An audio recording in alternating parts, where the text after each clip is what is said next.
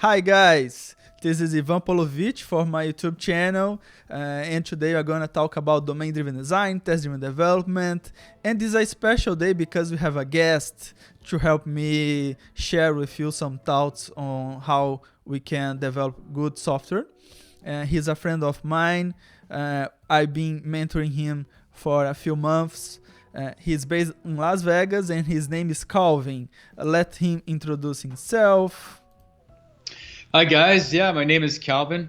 I met Ivan because of his expertise in domain-driven design. He's got a lot of incredible content, so that's how I found him on his website. But I look forward to sharing in this discussion and learning with you guys. Thank you for having me, Ivan. Oh, great, man. Let me see if I can share our sessions because um, can you see our channel, my friend? I don't see. I see your channel. I don't see the live video Yes. yet. Try refresh. Maybe it's public now. Let's see. Yeah, I've refreshed, but nothing yet. There it is. Now I see it. Well, good. Let's see. It is our first session, so some glitches may happen, but now it's live. So, my friend, I was wondering if we can spend some time applying the test-driven development and DDD patterns to a small problem, so we share how we can develop good software. What do you think? Excellent. Awesome. Let's do it. Great. So I will share a link with you from my live Visual Studio Code. Let me Okay. see. Can you?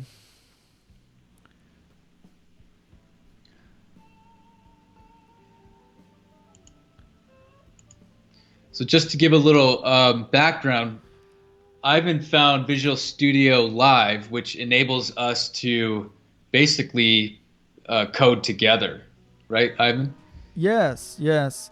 Uh, I think the link is that There it is. one. Um, the link is that one. Can you join and check if you can access? Yep, I'm in now. Okay. So let's switch to the live code. Perfect. Well, great. So what I expect today is that we apply the TDD workflow and together with the domain-driven design patterns. So in this way, for a simple problem, we can see how the pieces and these two concepts work together. So do you remember that repository about clean architecture that I have in my GitHub? Yep. Well, I think we can just create a test for register a customer using the idea of TDD. Excellent. Good. So this is my Visual Studio Code, and what I wanna do is create a new solution here, and .NET new SLN. Um, And you're doing all this from the terminal, correct? ah, yeah, yes. Can you see this screen in YouTube or something? I can. I can see it. Yeah.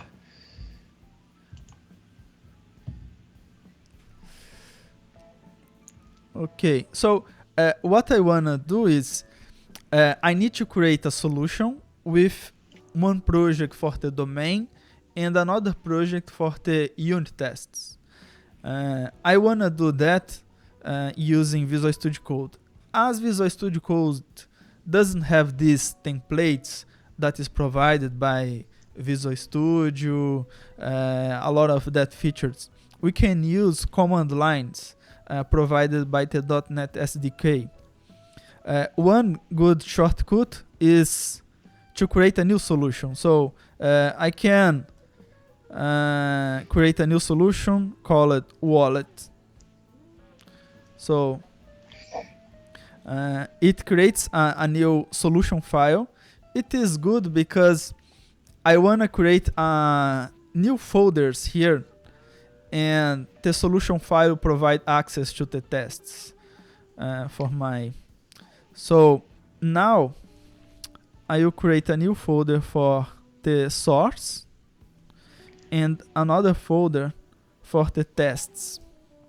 Wow.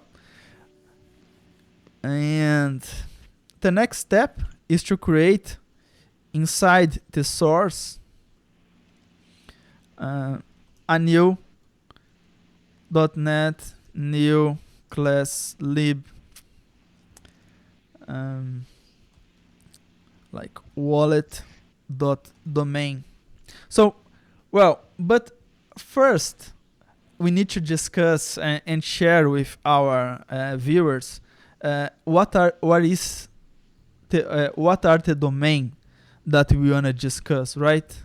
So I'm sharing an image here about the bounded context of this project. It's simple. A customer with a few properties like describing the first name, last name, mobile phone number, and this customer can have multiple accounts, and in each account he can track the transactions like credits and debits, and that is the bounded context that is shared in my clean architecture project. And what I want to do is create some tests for the customer registration. And to do that, what I wanna have is I wanna create a project for the domain, so we can create the entities, value objects, services there, and another project for the tests. So the unit tests will be developed there.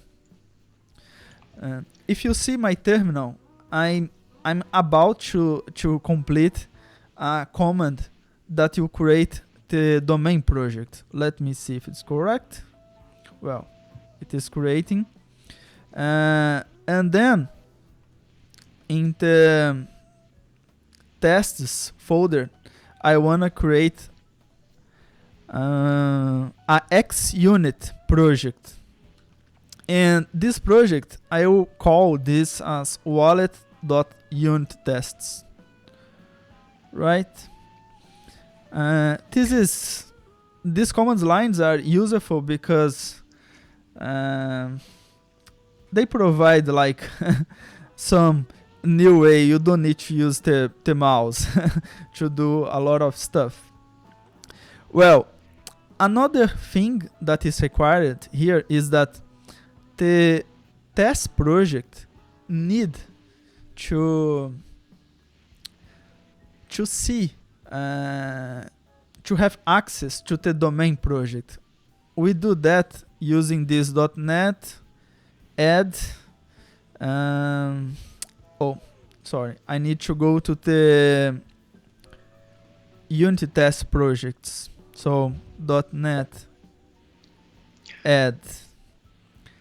And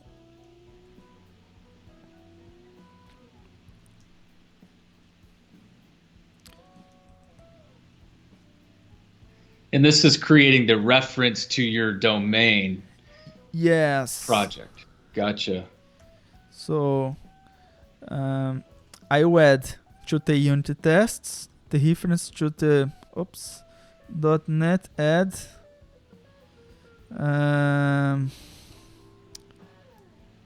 reference, and here probably I have the wallet.unity. Oh, I think you forgot the N on domain. Wallet.domain. No, it's correct. Oh, am I not seeing that there?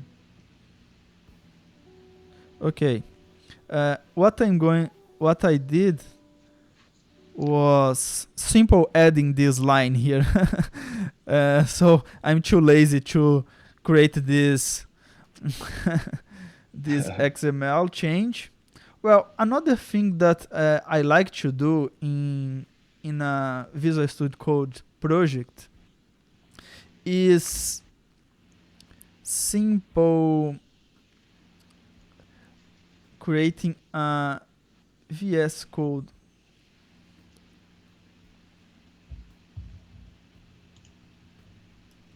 VS Code, and then inside this VS Code, a new file called settings.json.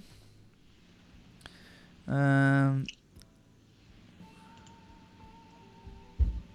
well, I was expecting to have. Okay.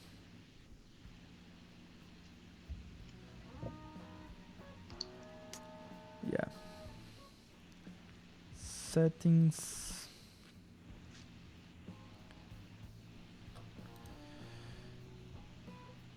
Well, I need to get one file to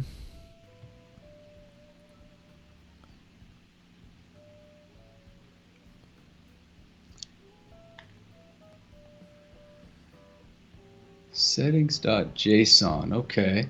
And this file is important. uh, the idea is just to hide the the obj files, but I think we can keep without this because let me see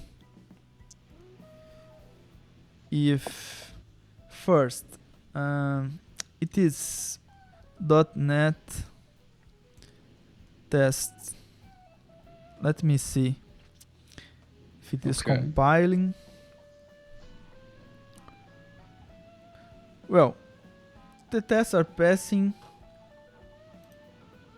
Okay. It's because I created the folder in the wrong place. New folder. .vs code.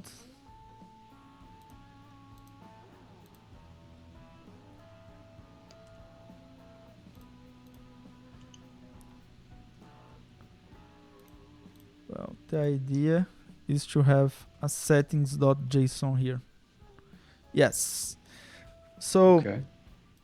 what I wanna is files dot exclude.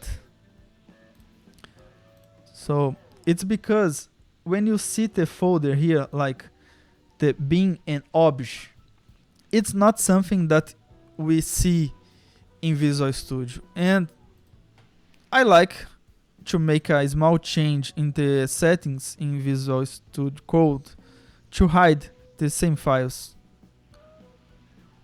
Right. Gotcha. So it's a cleaner work environment. Yeah, it Cool. it helped me to focus. Right. Right. Okay. Okay, so the idea, yes. So now the obj,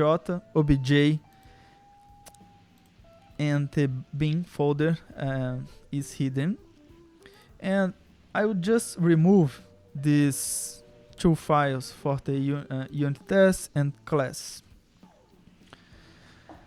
Well, so now we can discuss what we are going to do really. If you know, I'm advocate of the applications being development based on use case. It's something that I learned with that book called Clean Architecture from Uncle Bob. And one of our use case is register a customer, right? Absolutely. Well, the idea of the test-driven development and domain-driven design is that domain-driven design will provide you the patterns. So you develop your tests and your code with some guidance. Because just simple creating tests and trying to create a software, for me at least, is a little hard to do. So the way I see here is like, well, we are dealing with the register customer use case. So I expect that in the domain I will have a register customer use case.cs. Well, to begin with, another thing that I may need is a response. So when I register a customer, I wanna have a feedback if it worked or not, and I can call this structure as a register customer output.cs. Basically, that is the something that is guiding me in the development, and just going to the tests to have a proper workflow. So in the unit test projects, let's start with the customer tests.cs. In this project, I will be using the XUnit, right? I will be using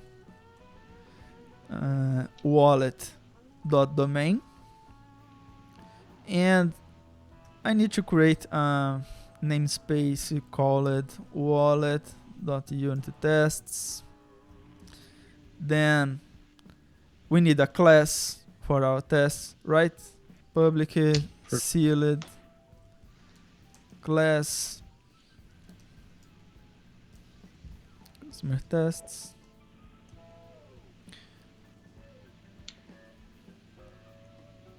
XUnit is Core's version of unit testing framework. Is that correct? I it's a core version, but it is also .NET framework version. But I think what was interesting is that,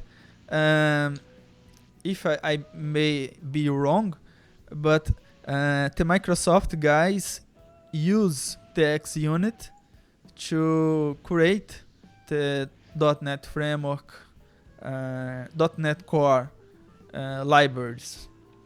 So, wow. Okay. So we'll be using the same tools at the Microsoft. Excellent. So I'll be creating a new fact for the test. So the idea is, when I register a customer, it will returns a customer output. This is the first test that we can work. And the idea, you follow the format of arrange, act, and assert, right? And in this structure, the first thing is, we need to create an input. So we expect that the customer has an expected name of, let me see if I write it correctly, like John Doe, then with an expected phone number. I think you how is the phone format in US? Can you type something? Yeah, fictitious? I'll use a Nevada phone number. Let's do this. 702 338-0361. Well, okay, nice. I hope it is not your phone number. Pretty close, but yeah. Okay, so it's expected name, phone number, and you have this social security number, right, in Right. US. And I don't know the format also. I'll give you another one here. Okay. 539. Oh, excuse me. I got to type in the screen here. Okay. 539-04-08. Okay. There is a dash, a spare dash in the end in the phone number. Can I remove this? Oh, Okay. there's a couple extra digits there. Okay, it is okay. So expected SSN, and just to get in a format, expected phone number, right? Right. Well, in the act, we wanna something like it will return probably a register customer output. That is something that we are register customer output. Okay, the IntelliSense is giving me some head cakes here. So we expect a register customer output from something like from a service called, but we need to create a service, right? So the use case, you need to execute the use case, and that will be like register customer use case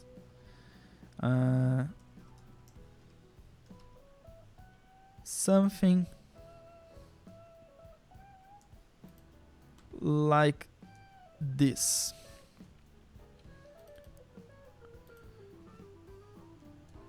Dot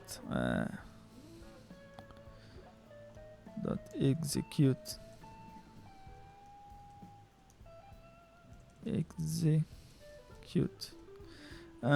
passing the name, the phone number, and the SSN, security social number. Well, that is the basic idea, but you don't have these classes, right? Because this is missing. So we need at least to make the code compile to continue with the idea of the test. So register customer use case, it's something that we develop in the domain. So will be a new class here, namespace wallet.domain, then public sealed class that could be register customer use case. So that is something that we need. Also, the output will have the same structure. So register customer output, simple class, and so the basic idea is now we need the signature for the execute method. So let's see if Visual Studio Code can help us. So it will create a method in this register customer use case with that same structure, but just to help us. Well, and the idea of the assert here is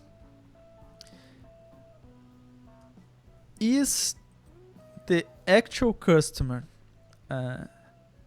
valid, and how can we say that the actual customer is valid?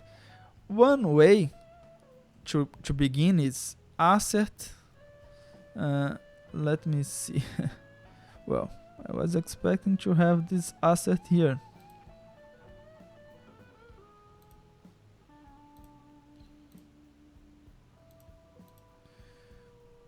Well. Oh, we didn't install it, the XUnit, right? So in the project.net wallet.unit tests, we need to add the XUnit reference. So let me see if it works. So inside the unit tests, and I can add XUnit. Let me see. I think it may work. If not, .NET add. .NET add. Then we can type reference for XUnit. No.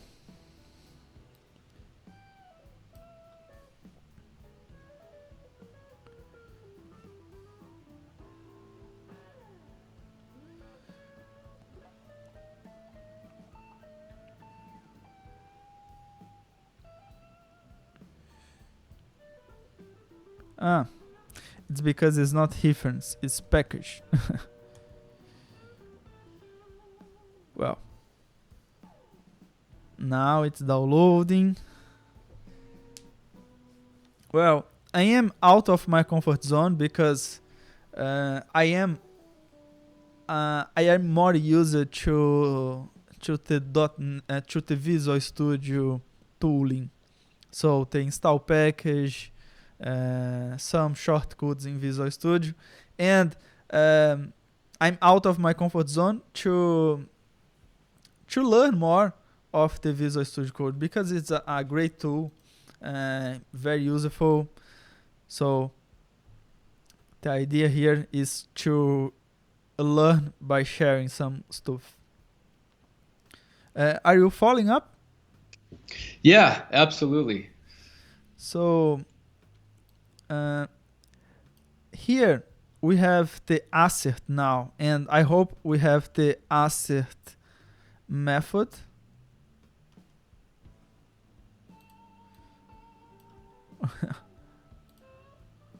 Oh, not yet. XUnit dot. Well, something is not working. Let me see the project, because here we have XUnit.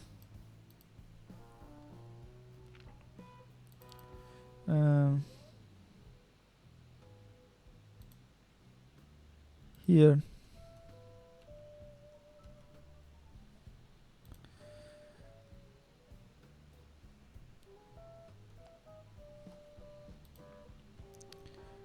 well,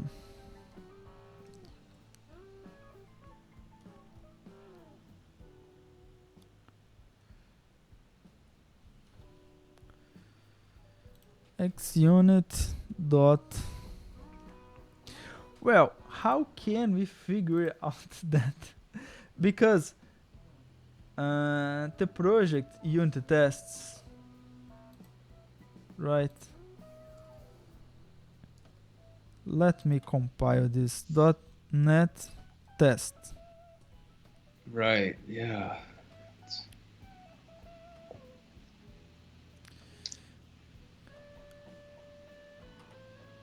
Customer use case. Contain.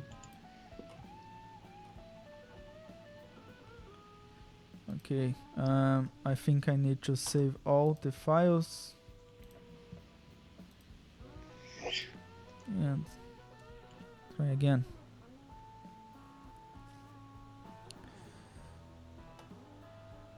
Ah, I think I know. It's because of this internal that it was generated.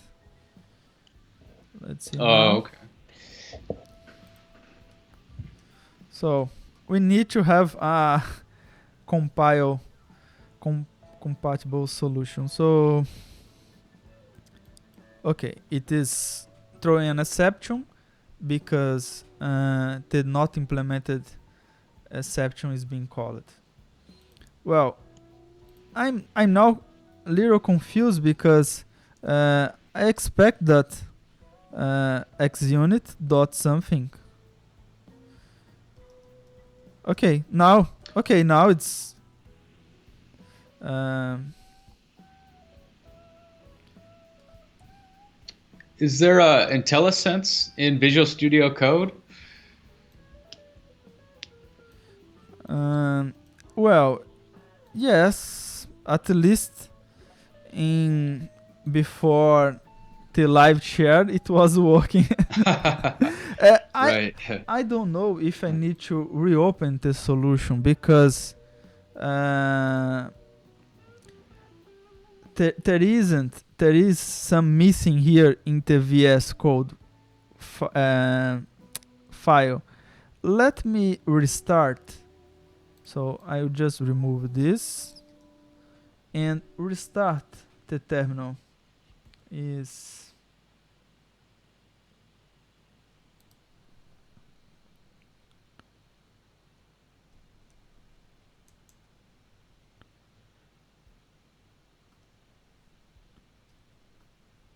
restart?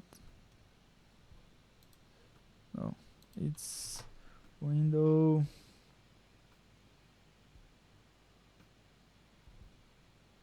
Well, I can close the folder and I'll kick you out, but I can give you access right now.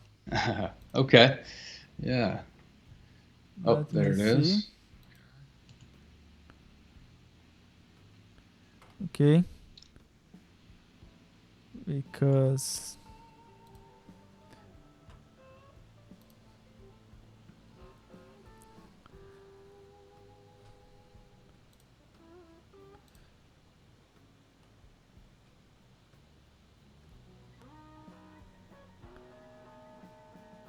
okay.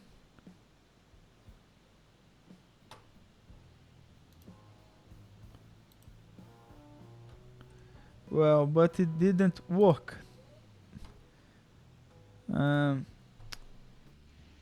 There we go.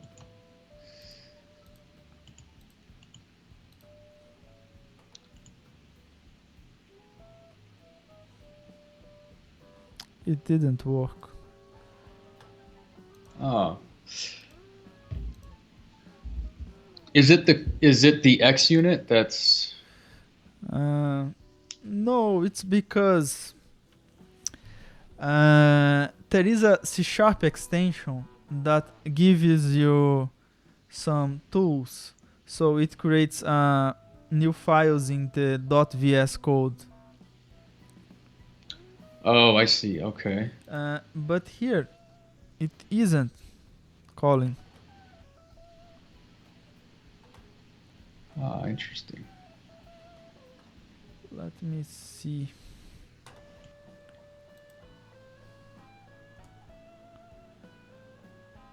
Mm. Okay. No, it's not what I'm expecting. ah,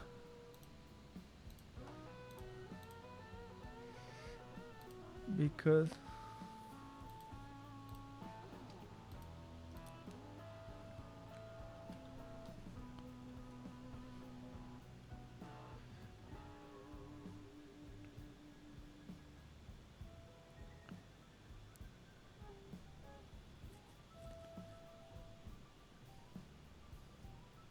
let me open another.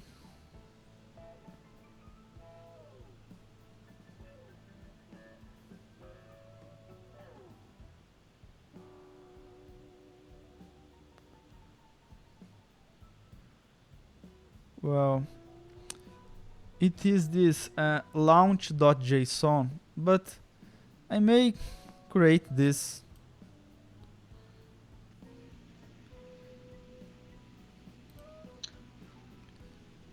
launch.json and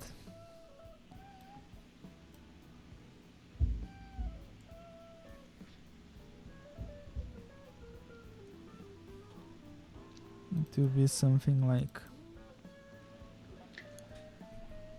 this. And another file that is the tasks.json.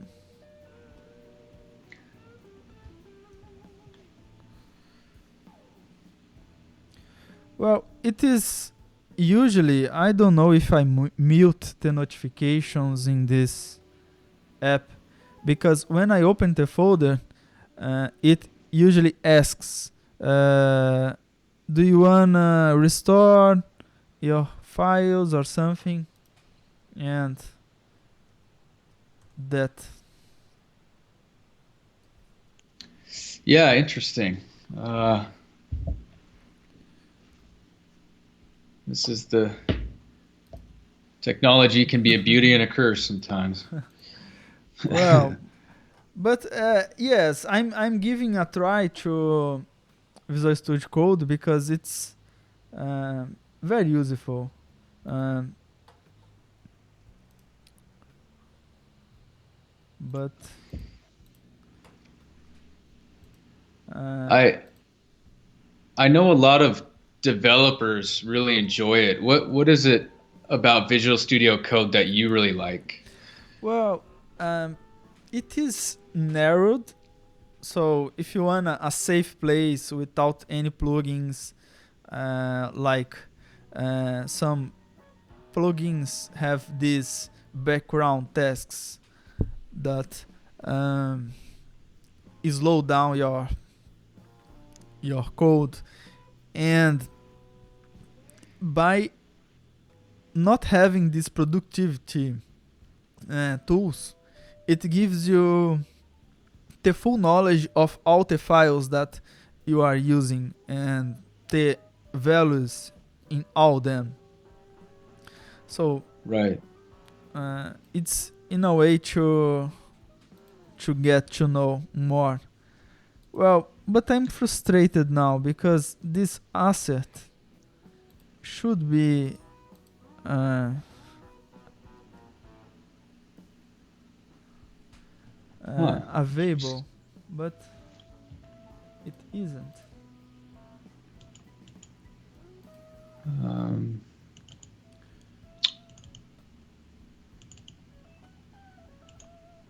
yeah, that is strange.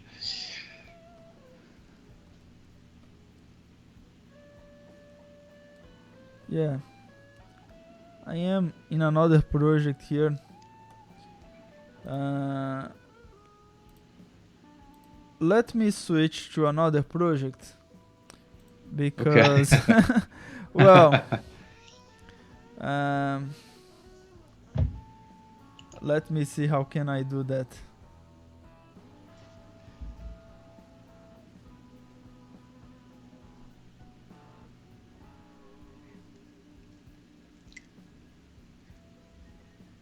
I think that might be another benefit of Visual Studio Code is opening multiple solutions. Which, well, I suppose you could do that in Visual Studio as well, but uh, Visual Studio Code does a nice job at this. Ah,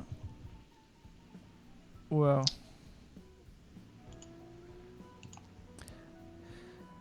yeah. Um, okay.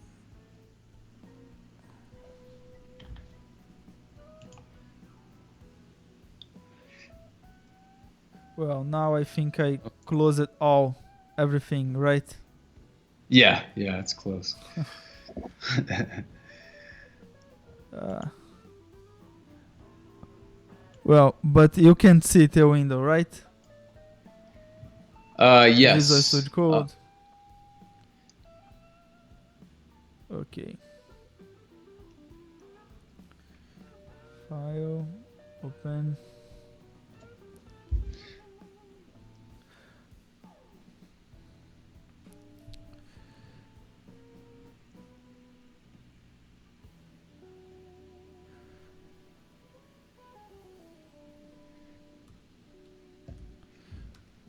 Oh, it's strange because only okay assert dot equal. Okay, I'll share Oh, this with you. okay.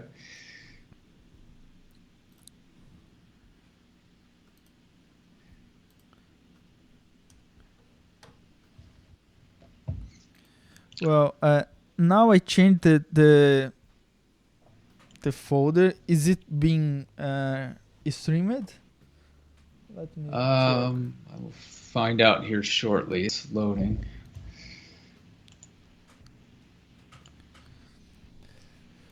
Well,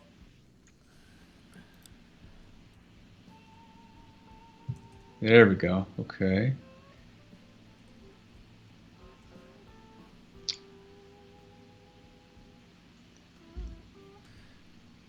well, it is not working as I expected. Let me close Oh, everything. okay. No worries.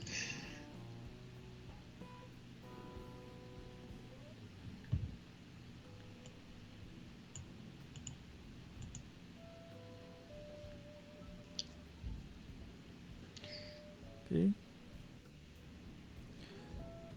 Okay, now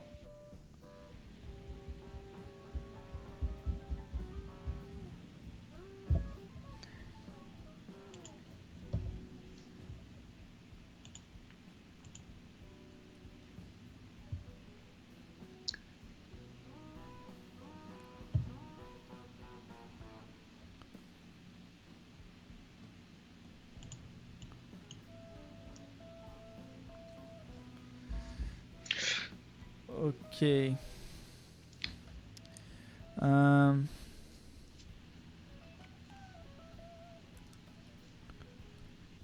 well, in this project I can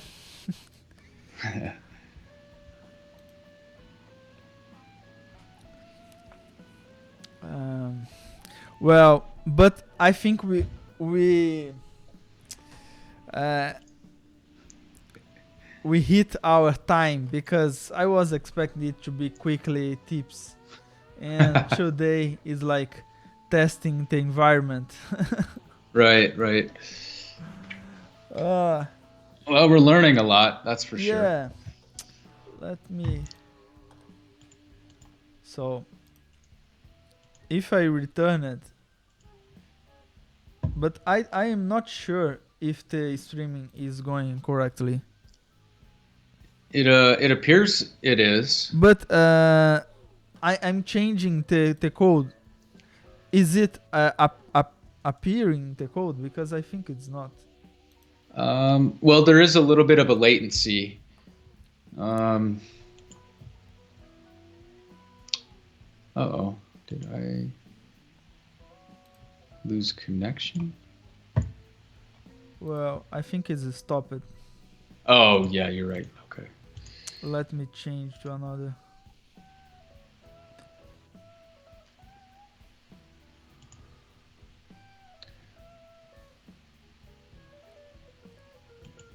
What are we recording? Yes. Okay.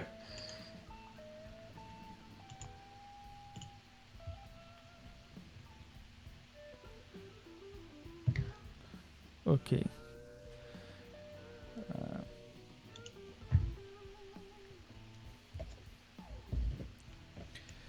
well, I expect that you can see the window now. Yes. Well, So let's. yeah. Um. So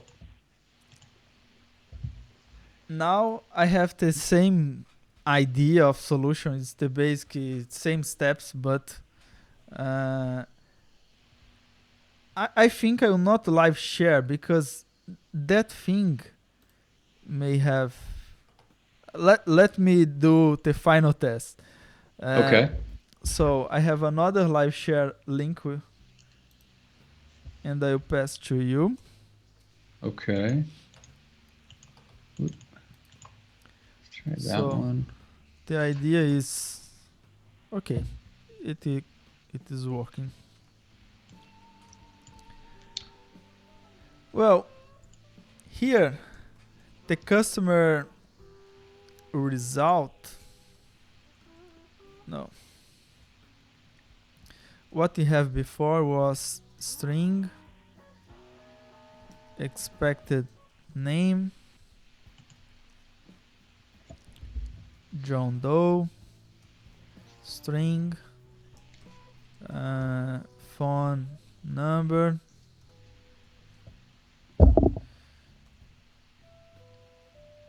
then string expected SSN go.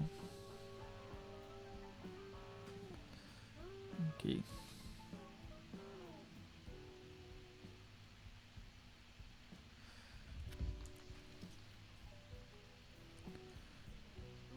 Okay. Can you see the screen in the sharing session? Okay.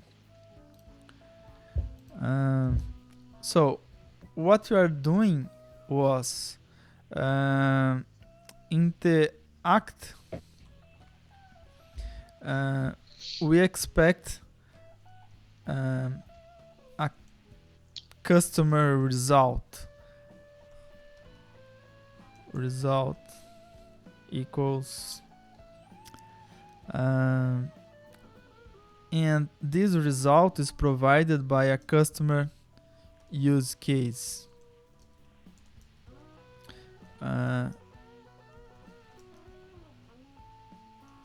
Well, in this name is not much nice, so I'll change that to register customer use case and register customer result and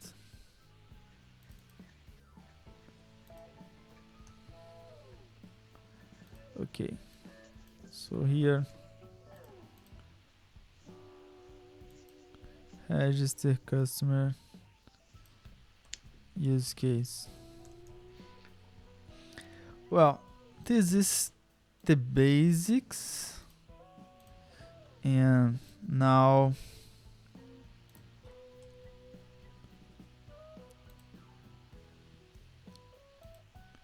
so here is register. Well, this is my first week in a Mac, and I'm learning also these shortcuts and everything is different. So I have this and I expect that I have a class register customer use case, and what is missing here is that I need to add the wallet.domain and here register.execute will be expected name, expected phone number, then expected SSN. Well, usually the return I call this actual because it is more aligned with the Right. the way the APIs work. So in the assert that was while I stuck. So this assert dot not null is something that is interesting, like the actual value isn't null. Then assert dot equal. So in one side we have the expected name should be equals as the actual dot name, and here we don't have the property, right? So we need to create a name, the phone number, and the SSN. They follow the same idea. Well,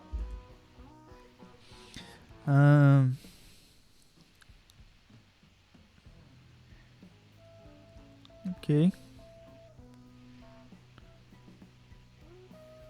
So I'm pressing command dot to create the properties. It's the same in Visual Studio, I think.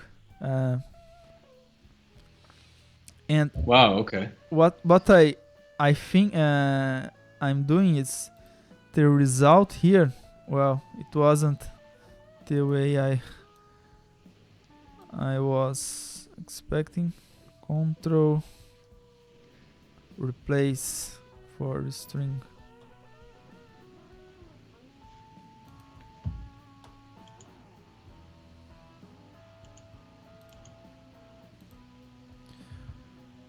Well, replace. Okay.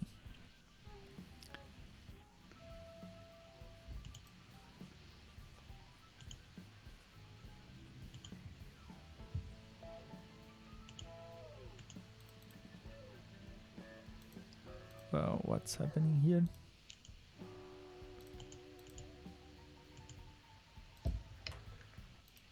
Public class customer.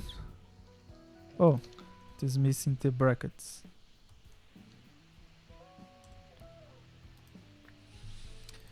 Then here a name, phone number, SSN.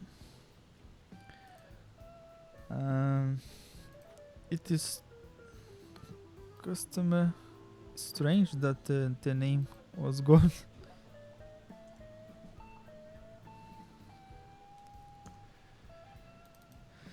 So name, phone number, SSN.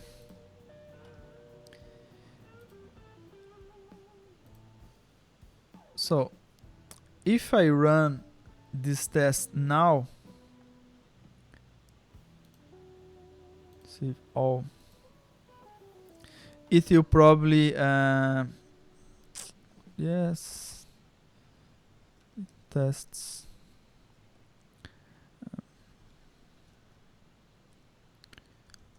.NET test. It will fail because it is throwing an exception in the execute, right? And oops, there is another test problem here. Send me a reference. Oh. Says proj.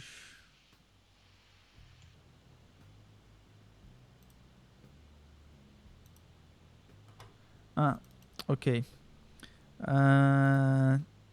This should be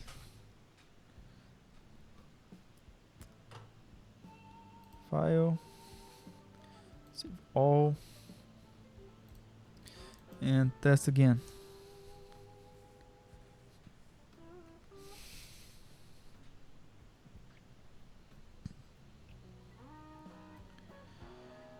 Okay, now it's throwing an exception because the code in the use case is throwing an exception. Of course, to proceed, to continue, we need to remove this code. and it will basically be return new register customer result for the beginning of the situation, right? Um, but well, this result uh, should have some logic in this, right? And the next step is to create customer.cs, because going into the domain part, uh, the customer is an aggregate root for us. It is a boundary of consistency for the customer details. So it is public, this case namespace wallet dot domain, then public dot public sealed class customer, and this is the first idea of a customer, but also it's important to say that the customer for us is not a simple class. It follows the pattern of an entity, and the entity we can design as an interface. So in the same namespace wallet dot domain,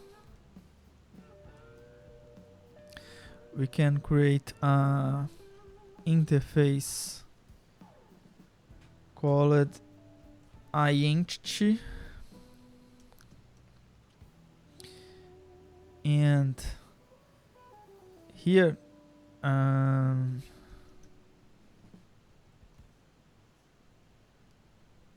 what I expect from an entity is that it should have an ID, and the ID is a simple guide, and in this case we need a system.guide, or use system here.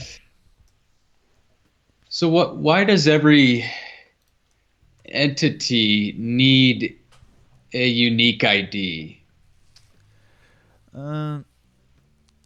It is in the future we are going to reference this bunch of properties and behaviors, and we don't wanna reference this as an object. We need something that identify this object, because later we may persist this information. So the ID identifies that bunch of properties and state and can be referenced. Right. So I think what you're saying is that it's important because when you store the data, when you persist it, that ID is how you can identify it in the database. So in a sense, like a customer might have a debit, right? And a debit, it needs to know how to reference that debit. Yes. Is okay. Yes. So our customer is an entity, right? Okay. Implementing the interface. Here I prefer simple get and private set, and in the constructor of this customer, I'll have something like id equals guide.new guide. Well, at this point we have the customer entity, and what you are trying is write the code here that make this test pass, right? Right. Um, the next thing is the goal of this is to use this customer. We can like set this a new customer equals new customer. And what I think is a good practice for the customer is to accept in the constructor all the required fields, Right. right? So this is something that I want to do. Generate constructor. Well, and another thing that we may be tempted is to return the customer entity to the external method. But I think it's too much to expose, because our entities could have internal fields that if you expose, it will be harder to change in the future. So that is the reason that I always have this result thing. So Wow. Okay. one idea is my result is created based on the customer. So this is the basic idea. So and my result here, accepting the customer, and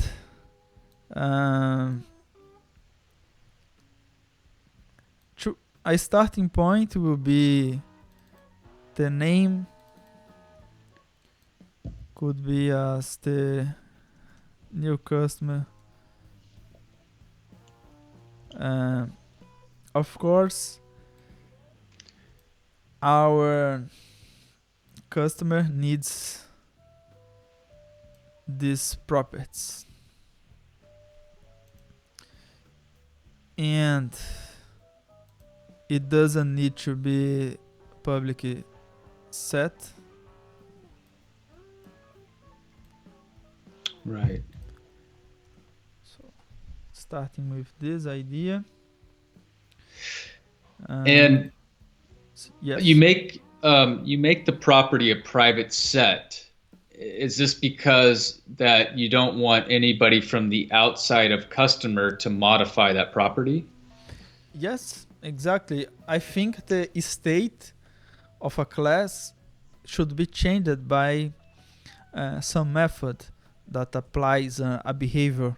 The state is something that you don't wanna expose for Right. dot name, and this dot phone number.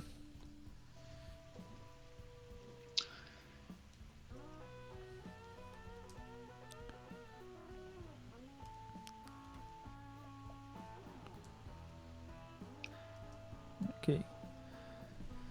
So At this moment, we have the execute that in the real world it should call a repository, but for the starting point, we are just creating a new customer and creating the result based on the customer. And let me just save all.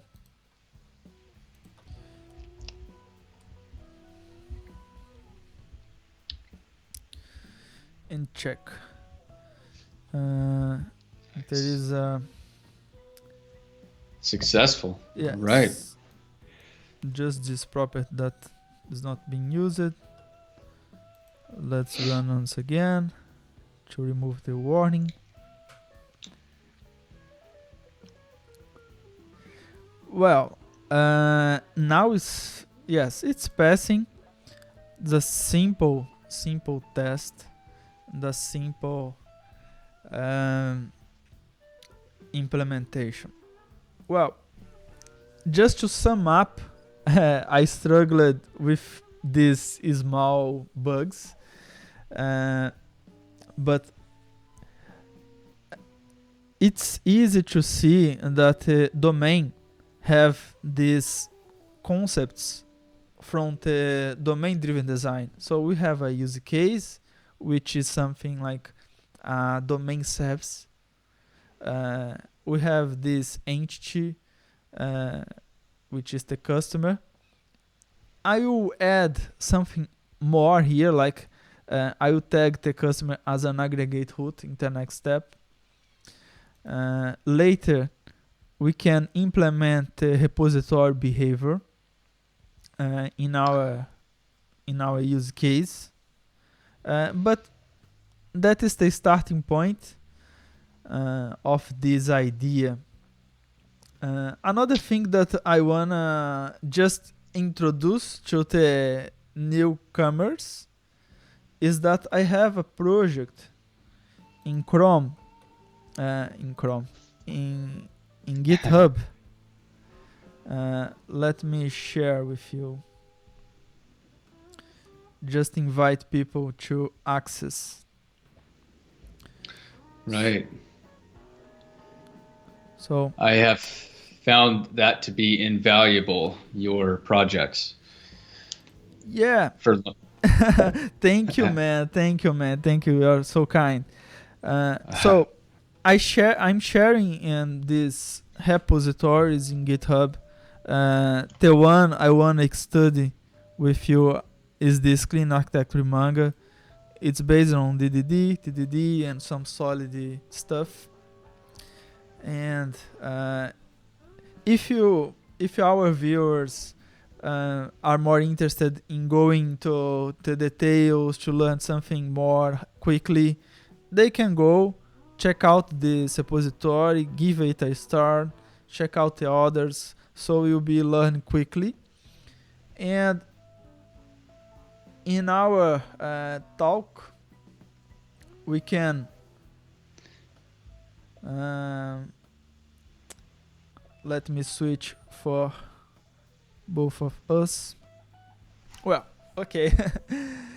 Well, so just sharing final thoughts, because we spend a lot of time struggling with Visual Studio Code, but I'm learning how to use that in the Mac.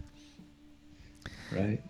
But I hope our viewers find something useful here. Yeah, I think there's one thing to point out here. And do we have that diagram that we could show real quick? Yes. Okay. Let me see here. Well, I think I can share that.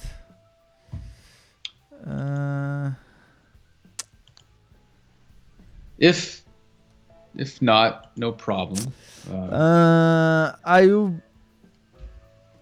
I think in the next session will be easier, because you need that setup on the streaming application. Right. That. Okay. Well, I guess we could summarize why what you did here in the code was an example of you writing the test first to fail, and then you went and wrote the implementation, and that was very you did that specifically for a reason. I'll let you maybe describe why, but Yeah. So we write the test and make it in a structure that it can compile. Uh, and as you didn't write the business logic, uh, it will throw an exception because of these stubs like throw new exception, or because your business logic isn't properly implemented. So it will fail in the very beginning. And then you go finding the code that is required to make the test pass. Uh, and after it reaching a passing state, you try to do some refactoring, like reorganizing the folders, the names, and to a better architecture. So that is right. the idea. Also, we can start with a test and then creating new tests for the smaller behaviors. Right. Which forces you to really focus on making sure your business logic is complete and fully tested before you just go and write a bunch of new code that isn't tested. And I think that's the benefit of test-driven design. Yeah, and so there are some good consequences by creating uh, a code based on tests, because your code become testable. And Right. well, uh, and that brings a good architecture into together with that idea. Absolutely. Yes. Thanks, Ivan, for showing all of us that. Okay, thank you, Calvin. So I hope that we can record more videos together. And thank you for your time. And next time will be better. Hey, I'm learning a lot from these mistakes, so it's always good. Okay. So what time is it in Las Vegas now? It's actually 12:04 in the afternoon, so it's almost lunchtime. Oh, good. Yeah. Uh, okay, now it's here. It's 8 p.m. Oh wow. Okay. Okay, man. So see you next time. And All right. and my friends, I suggest you to follow my friend Calvin Man on GitHub. And so and Thank subscribe. you. Thank Yep. you, man. Bye All bye. right. Thank you. Take care.